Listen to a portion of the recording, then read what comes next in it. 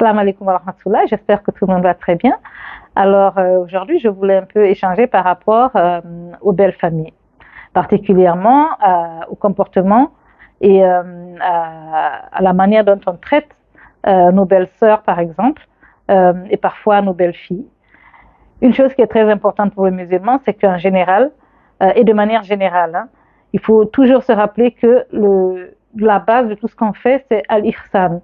Al-ihsan, comme a défini le prophète, sallallahu alayhi wa sallam, c'est de se comporter et de savoir que, se comporter de la meilleure manière et de savoir que Allah nous voit. Et que même si nous on ne voit pas Allah, de savoir que lui, il nous voit.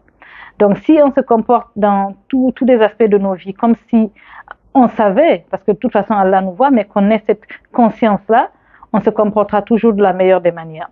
Donc lorsque nous avons une femme qui intègre les familles, elle devient notre belle-sœur ou bien elle devient notre belle-fille par exemple, il faut juste qu'on se rappelle que c'est une opportunité de paradis que Dieu nous donne. Ça veut dire que le comportement que nous avons envers cette personne étrangère qui intègre notre famille, ce comportement peut nous amener au paradis. Comment? Lorsque quelqu'un est devant nous, on peut soit lui faire du bien ou lui faire du mal. Parfois, lui faire du bien, c'est un challenge, c'est pas toujours facile parce qu'il y a tellement de paramètres qui font que parfois faire le bien, c'est un peu plus complexe et faire le bien, c'est toujours plus complexe que faire le mal. Par exemple, si la belle-sœur, elle vient et tout le monde est contre elle et tout le monde te pousse à rentrer dans leur club et essayer de la mettre de côté, essayer de la critiquer et tout, et toi tu refuses, c'est toujours plus difficile de refuser de rentrer dans le groupe. Et donc, c'est toujours une décision consciente qu'on doit faire de dire, cette personne-là, elle a intégré notre famille, je vais lui faire du bien et je ne vais lui faire que du bien. Même si la personne aussi a un comportement qui n'est pas toujours top, on n'accepte pas de suivre cela, on essaie toujours d'être la personne qui coupe la route au mal. Et s'il y a du mal qui est en train de se faire, quand ça arrive à notre niveau, on dit non, moi j'ai pas le droit de continuer à faire ce mal-là, et moi je ne veux pas parler d'elle, je ne veux pas lui faire du mal, vraiment je veux être gentille avec elle autant que possible parce que c'est là que se trouvent les hasanats, c'est là que se trouvent les bénéfices et les récompenses d'Allah subhanahu wa ta'ala. En fait, il y a également un hadith du prophète sallallahu alayhi wa sallam qui explique qu'une des qualités du musulman, c'est qu'il s'occupe de ses affaires personnelles, genre il s'occupe pas des affaires des autres. Et souvent, on va voir que lorsqu'il s'agit des belles-sœurs ou des belles-mères, beaucoup de couples se brisent parce que justement, il y a des personnes externes qui viennent se mêler de la vie du couple. Donc, il y a quelqu'un, il est avec sa femme, et puis maintenant, il y a les belles-sœurs qui décident de parler de comment ils vivent, ce qu'ils décident pour leurs enfants, et ça devient un sujet de famille.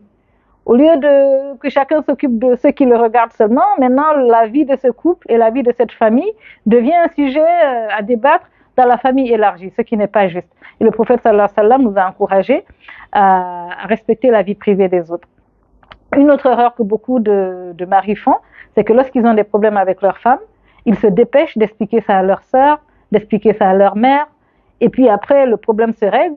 Et malheureusement, comme ils ont expliqué à leur sœur, à leur mère, après ça continue.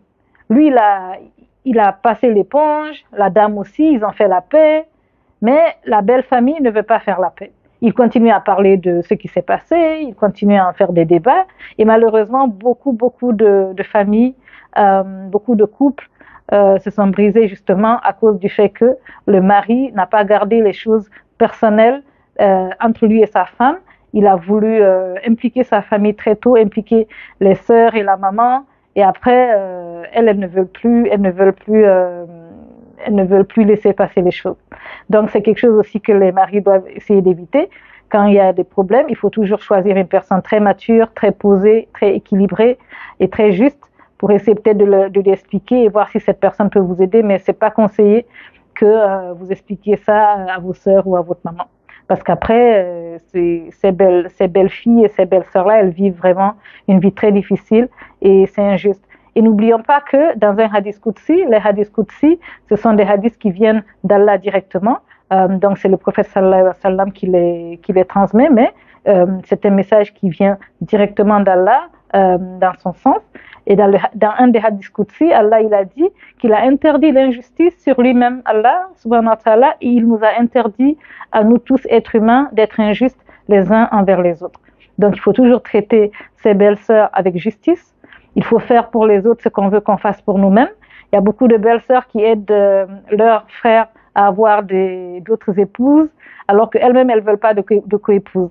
Mais elles sont prêtes à créer la zizanie dans le ménage de leurs frères, alors qu'elles-mêmes, elles rêvent, elles prient d'avoir des ménages stables. Alors que dans la vie, tout ce qu'on fait, il y a des conséquences. Donc si on veut la paix, si on veut des vies paisibles, on veut le bonheur, il faut que nous aussi, on cherche à cultiver le bonheur autour de nous, à faire du bien aux gens qui sont autour de nous, à être gentil envers les sœurs de nos frères, envers les épouses de nos fils, etc. Donc c'est comme si c'est un gage de bonheur en fait. Lorsqu'on décide de s'aimer le bonheur, de faire du bien, il n'y a que le bien qui nous revient. Donc quand on sème le bien, on récolte le bien. Et donc tout ça pour dire que il n'est jamais trop tard pour bien faire les choses. S'il y a des problèmes de famille, etc., on peut décider que quand ça vient à notre niveau, on coupe le problème. Si les gens s'asseyent pour parler d'une certaine personne, dire voici comment elle se comporte, regarde ce qu'elle fait pour juger cette personne, on peut décider que nous, on ne va pas juger parce que c'est très, très dangereux de juger. Allah, il a vraiment, dans le Coran, il nous a dit de faire attention à la suspicion. Le fait qu'on est là, on pense du mal de l'autre, on se fait des idées négatives sur les gens, c'est pas permis pour nous de faire ça. Et donc on peut décider, hein, c'est pas trop tard, on peut décider que quand ça vient à notre niveau, on va refuser d'être le véhicule du mal. On va dire qu'à notre niveau, en tout cas, nous on ne continue pas, on ne parle pas de cette personne, on va essayer d'être gentil autant que possible, on va essayer d'être une source de bien et pas une source de mal. Donc il n'est jamais trop tard pour bien faire les choses. Et n'oublions pas que nos familles sont un peu l'endroit où on se repose. Aujourd'hui, il y a tellement de turbulences dans la société quand on va au boulot, quand on est dans la rue, partout. C'est tellement difficile, mais lorsqu'on revient en famille, normalement, c'est dans nos familles qu'on devrait pouvoir se reposer, on devrait pouvoir avoir la quiétude et la paix. Donc, œuvrons tous, et c'est un conseil que je me donne à moi-même d'abord, œuvrons pour que nos familles soient un endroit où on a la paix, on a la quiétude, on a as-sakina, cette tranquillité qu'Allah subhanahu wa ta'ala a voulu pour nous dans l'institution du mariage et dans l'institution de la famille. Voilà. Et n'oublions pas et n'oublions jamais que cette vie ne vaut jamais comme perdre le paradis, al-Jannah. Assalamu alaikum wa rahmatullah.